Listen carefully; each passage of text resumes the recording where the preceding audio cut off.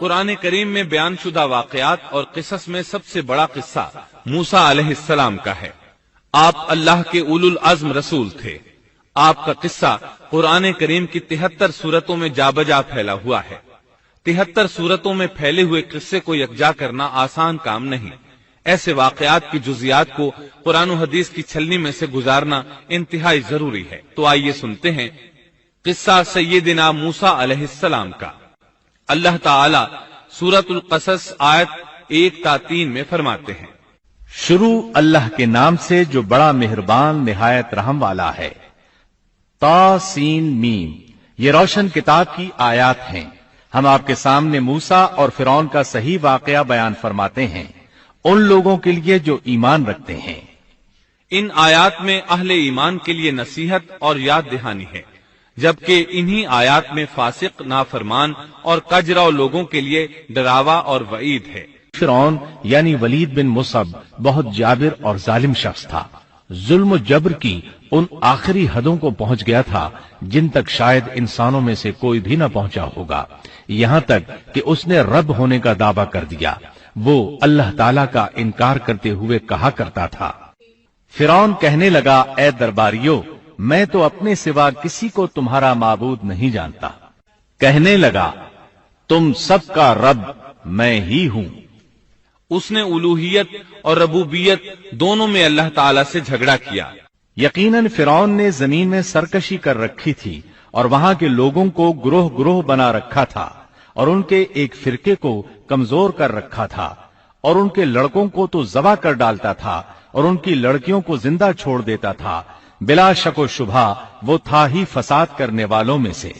اس نے لوگوں کے گروہ اور جماعتیں بنا رکھی تھیں۔ فرعون کے زمانے میں بنی اسرائیل سب سے حقیر اور کم درجہ قوم تھی۔ فرعون نے انہیں حد درجے ذلیل اور بے عزت بنا رکھا تھا۔ سبھی کو معاشرے میں نچلے طبقے میں شمار کیا جاتا تھا، جبکہ مصر میں یہی لوگ شاہانہ زندگی گزارا کرتے تھے۔ فرعون نے اعلان کرا رکھا تھا کہ بنی اسرائیل سب کے سب غلام ہیں۔ وہ ان سے زر خرید غلاموں کی طرح مزدوری لیا کرتا تھا۔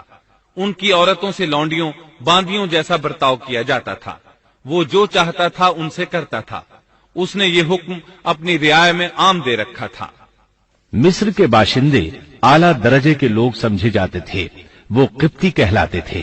فرعون نے بنی اسرائیل کو غلام اور محکوم بنا رکھا تھا، اور اس نے ان میں سے ایک فرقے کو کمزور کر رکھا تھا۔ بنی اسرائیل اس ذلت سے نجات پانے کا انتظار کر رہے تھے، اور اس کی وجہ یہ تھی کہ انہیں ایک بشارت ملی ہوئی تھی۔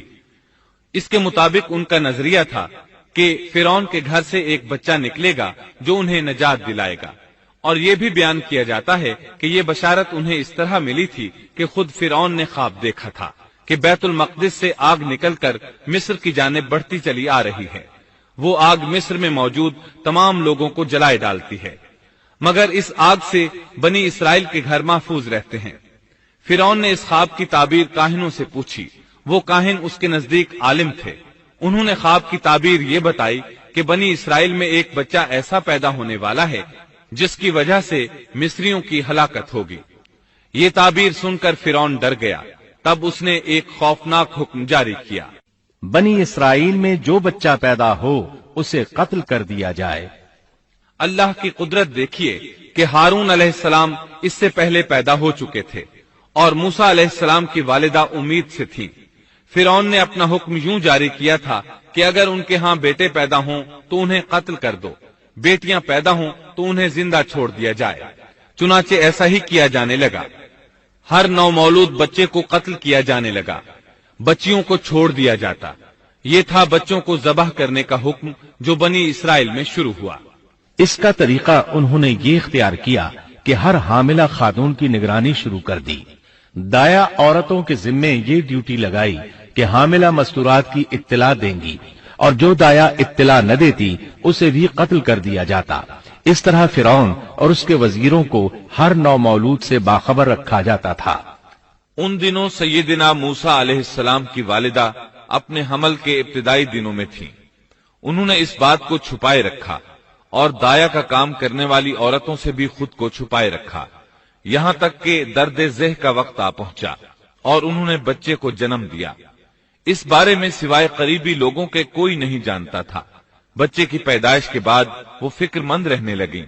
हमल के दिनों में तो उन्होंने खुद को छुपा लिया था, अब बच्चे को कैसे छुपाएं?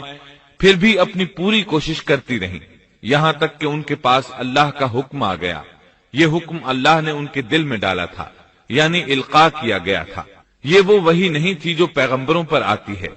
और हमने मूसा की माँ को वही की कि इसे दूध पिलाती रह, और जब तुझे इसकी निस्बत कोई खौफ मालूम हो तो इसे दरिया में बहा देना, और कोई डर खौफ या रंज गम न करना। हम यकीनन इसे तेरी तरफ लौटाने वाले हैं और इसे अपने पैगंबरों में बनाने वाले हैं। मतलब ये था कि जब तफ्तीश और तहकीक शुरू हो या खतरात बढ़ जाएं तो इसे दरिया में डाल दें। इस आयत मुबारका में बैक वक्त दो खबरें, दो अहकाम, दो हुक्म इम्तिनाई और दो बशारतें हैं। यानी हमने मूसा की माँ को वही की कि इसे दूध पिलाती रहे, ये दो खबरें हैं। और जब तुझे खौफ महसूस हो तो इसे दरिया में बहा दे, ये दो हुक्म हैं। कोई खौफ न खा और कोई गम न कर, ये दो इम्तिनाई हुक्म हैं।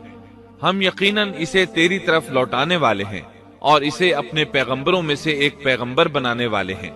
ये दो बशारतें हैं। और फिर वाकई तलाश शुरू हो गई। बनी इसराइल पर सख्ती की गई। मूसा अलैहिस्सलाम की माँ ने अल्लाह के हुक्म के मुताबिक बच्चे को संदूक में रखा और दरिया में छोड़ दिया। साथ ही मूसा अलैहिस्सलाम की बहन से कहा, तू भी इसके पीछे पीछे चलती जा।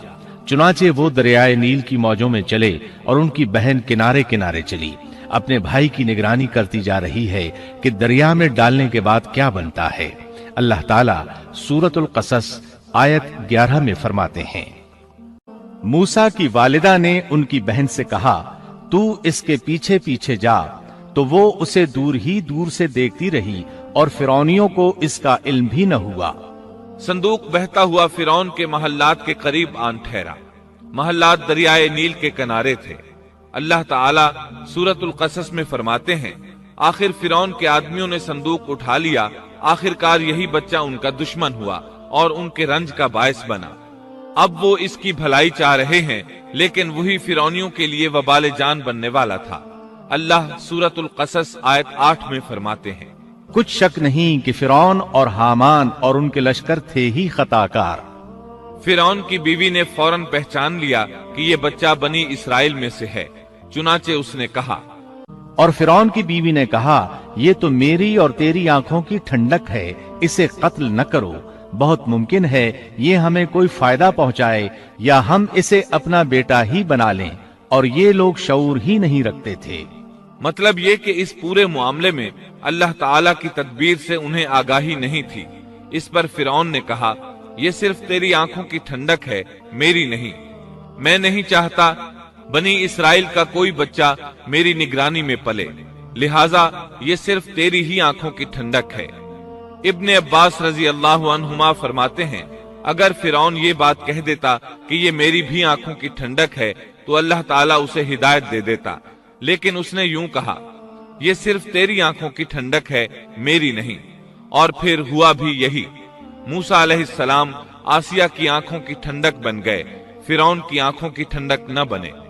अल्लाह ताला सूरतुल कसस आयत 10 में फरमाते हैं, और मूसा की वालिदा का दिल बेकरार हो गया। यानी उसका दिल मूसा अलैहिस्सलाम की याद के अलावा दुनिया की हर चीज से खाली हो गया।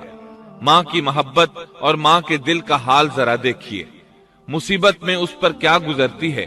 वो मेहरबानी जो माँ के दिल में होती है, वो मोहब्बत जो सिर्फ उसी दिल का खासा है। हम मर्दों की जमात इस कैफियत को नहीं जानती जो मुसीबत के वक्त माँ के दिल पर गुजरती है। चुनाचे अल्लाह ताला फरमा रहे हैं, और मूसा की वालिदा का दिल बेकरार हो गया। यानी मूसा अलैहिस्सलाम की मोहब्बत के सिवा उस दिल में और कुछ न रहा।